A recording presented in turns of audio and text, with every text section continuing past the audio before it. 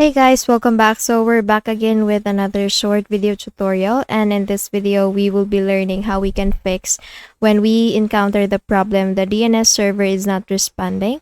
And so the very first thing we need to do is to go to our control panel. So we can do that by simply making a search here in the Windows search tab, type control panel, and then you will get this control panel option under best match. So just please click on that, and then we will get this kind of window here.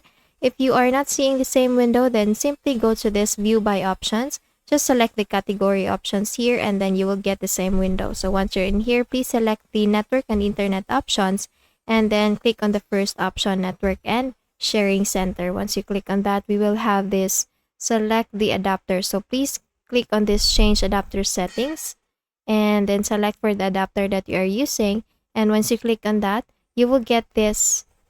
Once you make a right click on that, you will get this properties option. So please make a click on the properties option, and then you will get this small window coming up. All you need to do is just to look for the Internet Protocol version 4 option. Once you click on that, you can now click on this properties button here.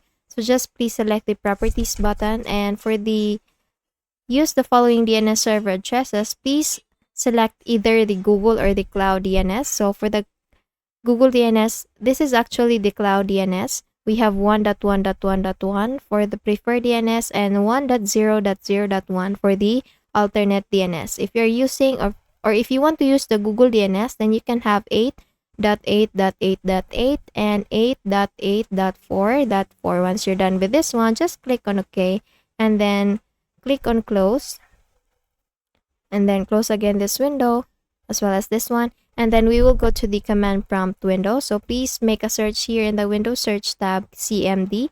Under best match, you will see the command prompt option. So please go to the right section, click on run as administrator. And here you will see the user account control window coming up. Just please click on yes. And here we need to type ipconfig. I'm sorry, it should be in lowercase. ipconfig space /all.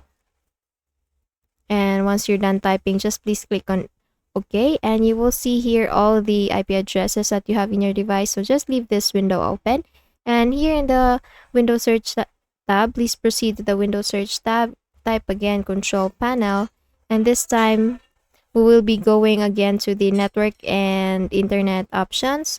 Go to network and sharing center again, and here we need to click again change adapter settings. And by this time, we will be configuring the settings here in the network connection that we are connected with. So just go click on the configure button. And then once you do that, you will get another kind of window. So here we need to click on advanced. And please look for the network address that you have under property. So if you see the network address option here below the property section here, just select it and then go click on this value part.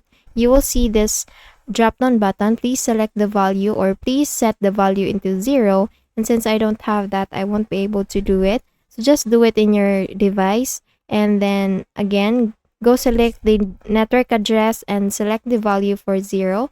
And after doing that, just make a click on this OK button here, close this window, and then you can now make a quick restart with your device and you're good to go.